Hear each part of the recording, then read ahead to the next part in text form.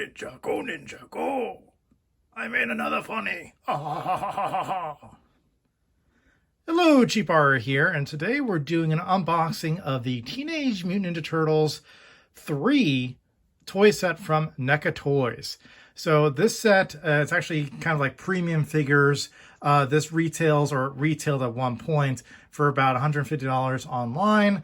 And that's prior to shipping, which I believe added another $25. So this is about $175 fully shipped.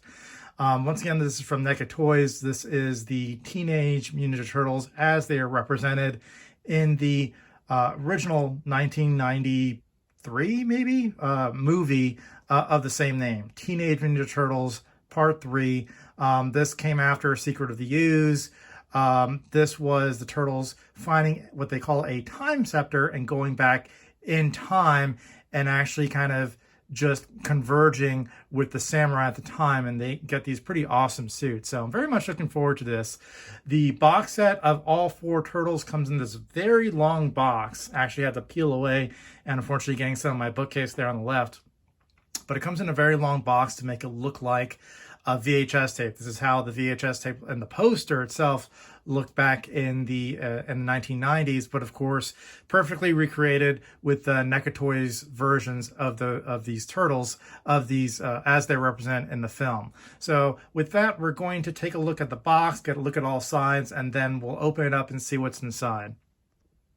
So as you take a look at the box, as you see there on the top, they're back in time for their newest action figures.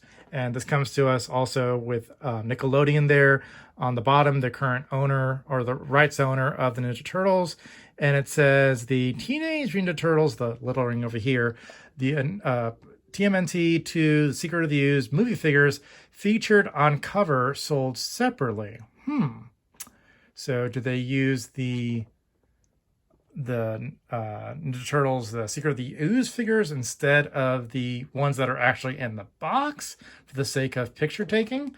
Well, that seems to be the case. Talk about a little bit of false advertising there. Okay, let's take a look at the sides. Real toys. Not sure if that's some type of representation of the line that this is NECA, that NECA is producing in alignment with the productions of the different films. But once again, you get the Ninja Turtles in terms of the font, the big 3, and then you've got NECA on the bottom, perfectly looking like a representation, a re-representation of the VHS box. Take a look at the back, and you get a description that very much looks like the back of the VHS tape as well.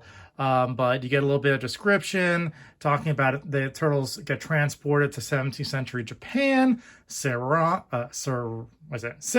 Orama.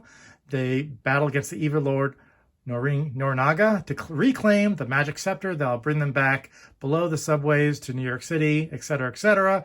It includes all these accessories, and for the sake of time, I'm not going to read all that. I probably won't be able to show you all the accessories, but I just want to show you what's inside so you can take a look at to see if this is the best bang for your buck. You get depictions of the different turtles as they should be in the box, along with masked and unmasked versions. And then on the other side, once again, much the same as the other side of the box. So with that, let's get this open and see what's inside. So this should be a slip. Ooh, came off.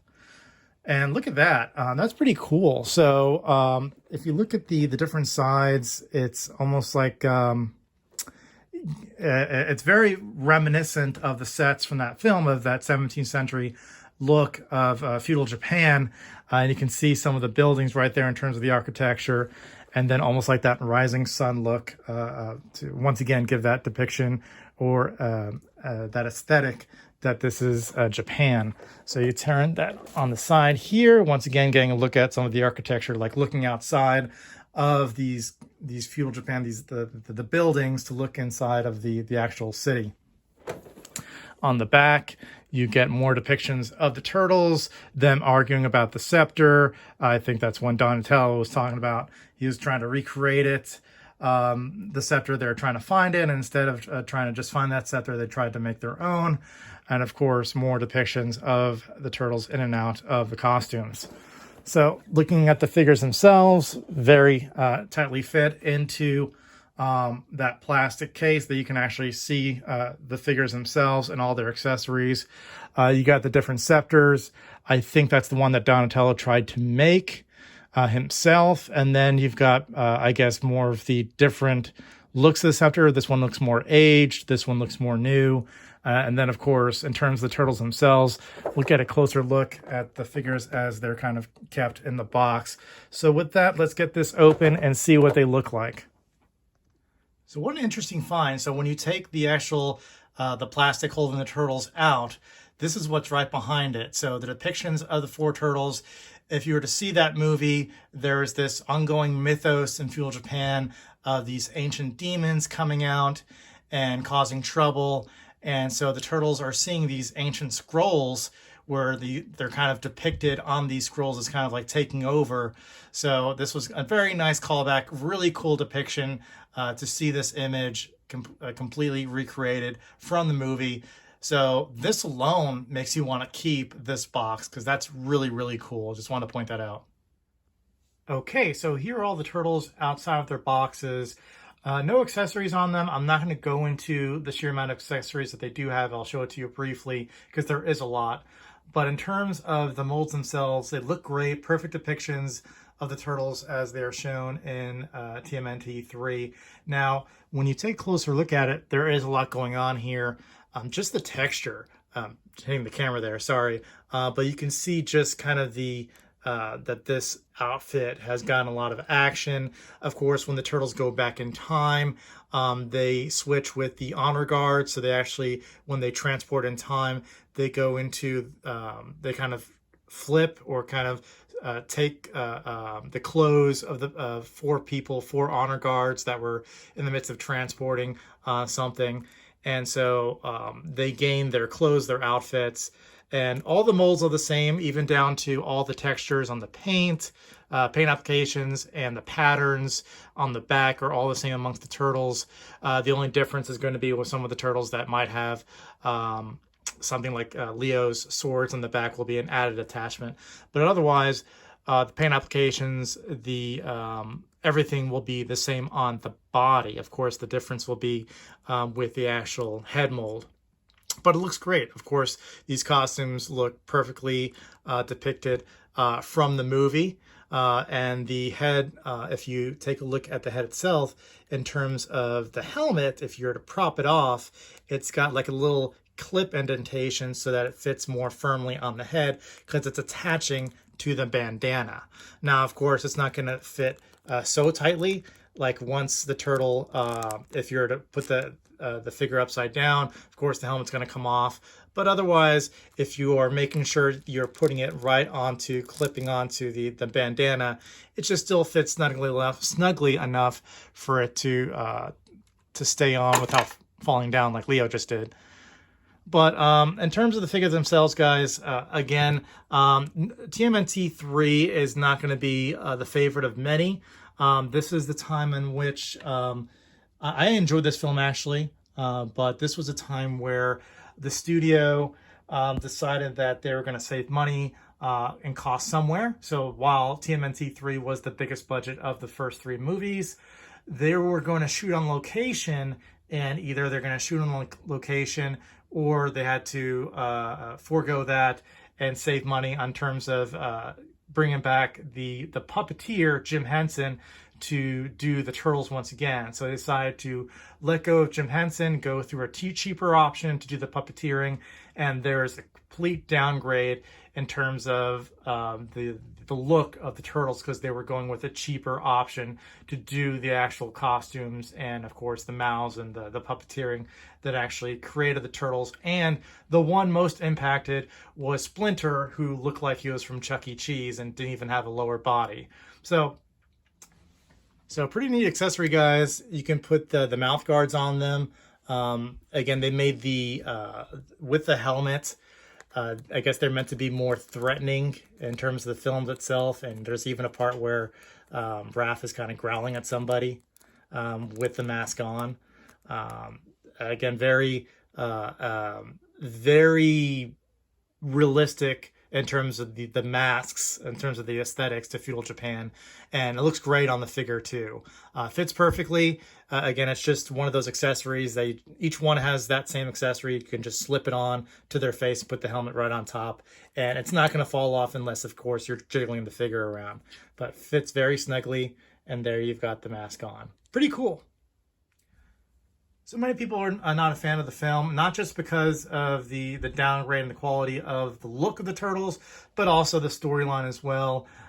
Just not jiving with what people were expecting, feeling it was a lot more childlike or pertaining towards kids as opposed to some of the more darker tones in the first movie, and even some of the fun that might have happened in the second film with Toka and Razor and still keeping the Shredder, where it's all gone, and here you're just pretty much to kids stuff, and the story didn't really connect with the audiences. Ninja Turtles was already coming out of being a fad before coming back strong in the early 2000s. So again, figures look great. Let me show you the accessories. And something that's really cool, of course, you've got the weapons, you've got the hands, the different sets of hands, and you've got the robes that they can drape over them, much like you saw it in the picture on the box. So you can get kind of that full kind of regala look to the honor guards that the Ninja Turtles have in this film. But I did want to point something most importantly out. So clearly these are the head molds from TMNT 3. Look at that. They come with headsets that are clearly and obviously the Jim Henson heads that are more textured, that are, I would say, more lifelike or more realistic from the first two movies. This clearly is not the same headsets that they have on there right now. They have more textured. They've got the spots. This is the Jim Henson turtle heads that you can swap with the more smiley, happy-go-lucky turtle headsets they have from the movie. So that's really cool. That's like a really cool Easter egg that they have there to be able to swap that out. And let me take the plastic off. Really cool to just swap that out and just have the turtles as they might have looked had they kept Jim Henson. So as you see there, that's clearly the Michelangelo from TMNT 1 and TMNT 2. Clearly a difference there. So that's really cool to have, to be able to swap that out and to see what could have been. And all the heads from the Jim Henson era just blow these away. Look at that. The angry wrath as opposed to that little head over there. And these look great, but these look so much better. And I'm glad they put them as swappable heads and accessories. Look at that Leo. Awesome. The spots on his face. Boom. And then Donatello. Yep, that's Donatello from TMNT 1 and TMNT 2. Pretty cool, guys. So for me, I love this movie. And even if you did not love this film, I highly recommend purchasing these because of that. Because you can swap them out with those heads. And you just take the head out and you swap it with the film that you do like, and you get representations of the turtles as they should have been had they really kept Jim Henson as the costume designer, the puppeteer behind the turtles. So here you go. We swapped out one of the heads, and it looks fine. It looks great. Especially with the bandana, more flowy. You can do it in front of the costume, but you can do it behind the costume because it's got more of a bendy aspect to it. You can still put the helmet on, and it'll clip on the back.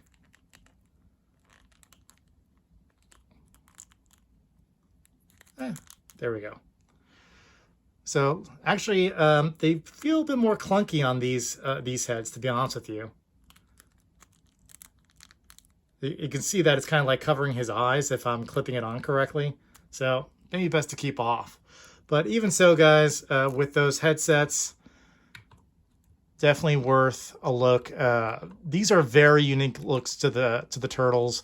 So even if you're not a fan of the movie, to be able to pick these up, to be able to really display these and get a different aesthetic look to the turtles amongst all your other figures, whether it be the 80s, the figures from the original cartoon line, or some of the other movies that have come across over the past 30 plus years, to be able to have these side by side with them. I highly recommend picking it up.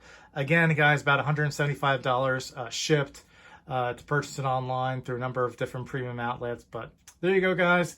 Please like and subscribe. And until next time, Turtle Power.